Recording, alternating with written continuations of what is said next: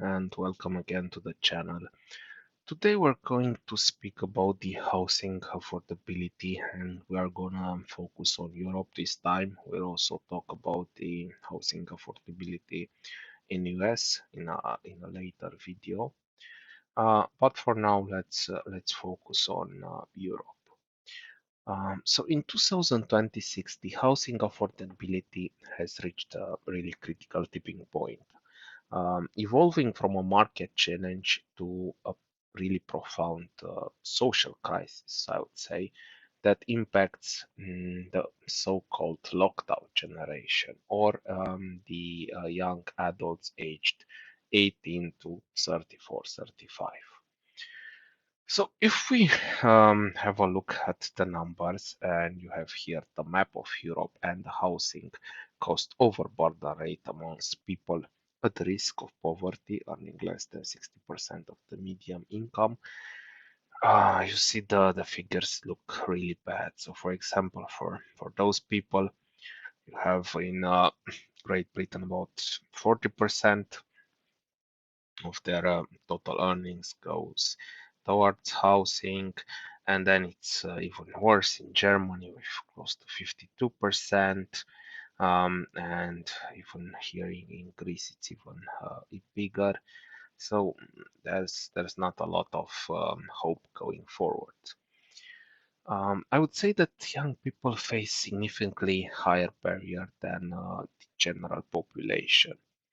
So first, I would say overcrowding. 27% of these people aged 18 to 29 live in overcrowded conditions compared to maybe 15, 17 of the total population based on different statistics. And this rises to a big 42% for young people at risk of poverty.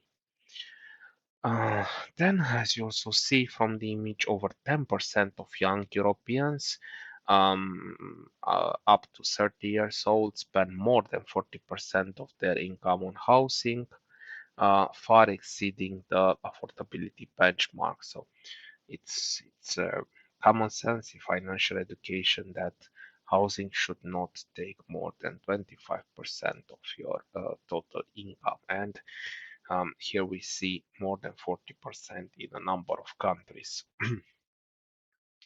Um, then we also speak about severe deprivation, with approximately 7% of young people that suffer from severe housing deprivation.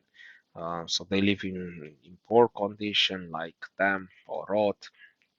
So yeah, this is nearly the double the rate of the general population if we look only at the young people. So obviously, how this affects them, and it's not in a good way, of course. There's a big impact on what we could call life milestones. So the inability to secure affordable housing is fundamentally reshaping the life trajectories of European youth. If we speak about delayed independence, so across the EU, young people leave their parental home at about an average age of 26. And over the years, this age has gradually increased. For example, in Ireland, the share of 25 to 34-year-olds living with the parents jumped from 23% to 40% in just 5 years. So huge, almost doubled.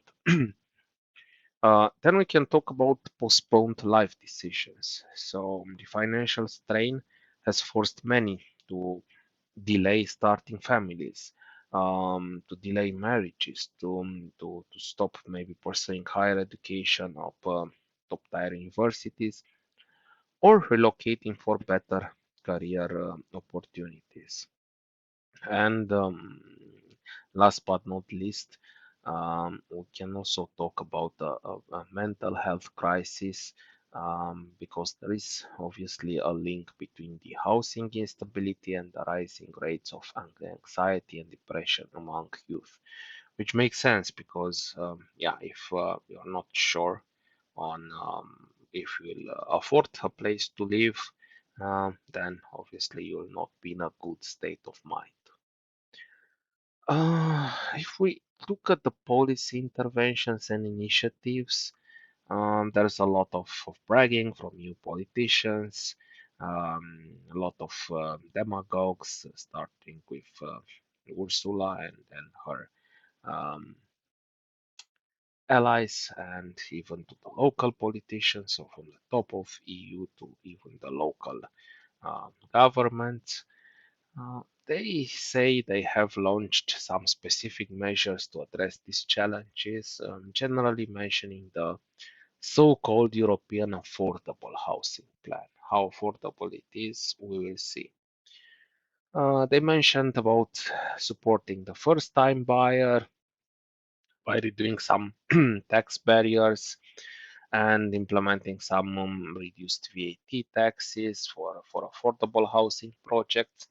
But the problem is there are not too many affordable housing projects.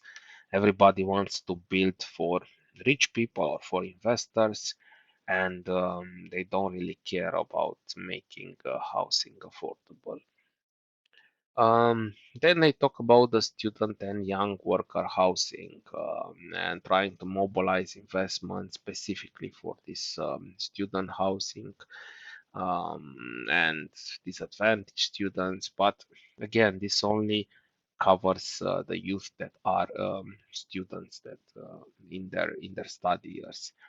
What happens afterwards, they don't know, and probably they don't care.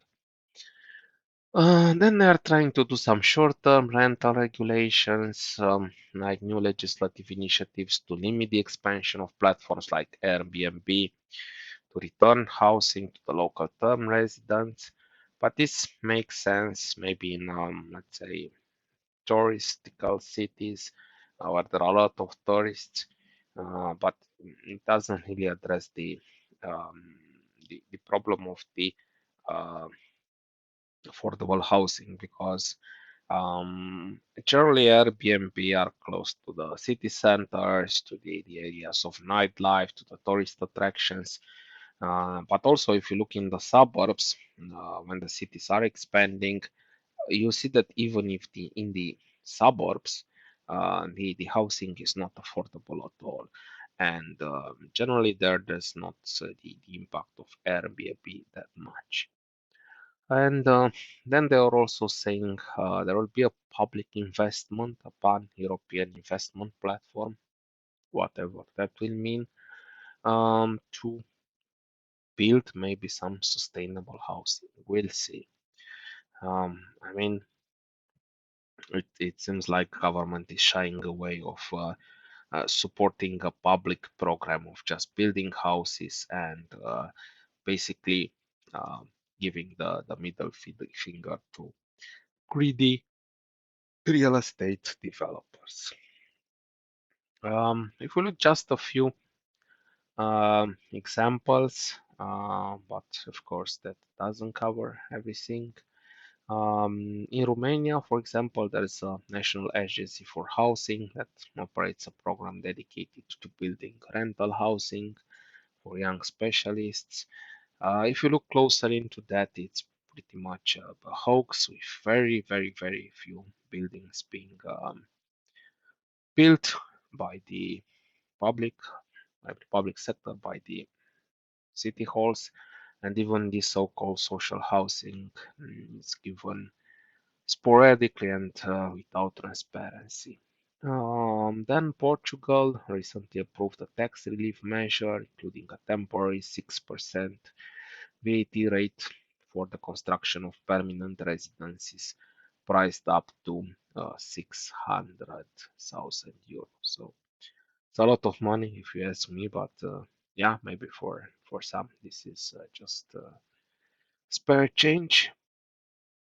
Then we also have Greece, which faces the highest burden, as you can also see here on the map in bright red. With I mean, if we look at the total housing, maybe 17% or even more, So they are trying to also find a solution for affordable housing and also trying to balance the impact from tourism. But also tourism is a key um, part of the Greece economy. So they're still trying to find a good balance for that. And obviously, it doesn't help that most of the young people need to live in the big cities where they can find opportunities and jobs. So, if, for example, for retired people, it would be maybe uh, easier to just leave the big cities, but for young people, it's definitely harder. So they need to be close to their wage places. So we'll see if this coordinated plan will produce some results or is just yeah, dust in the wind. Thank you for your attention.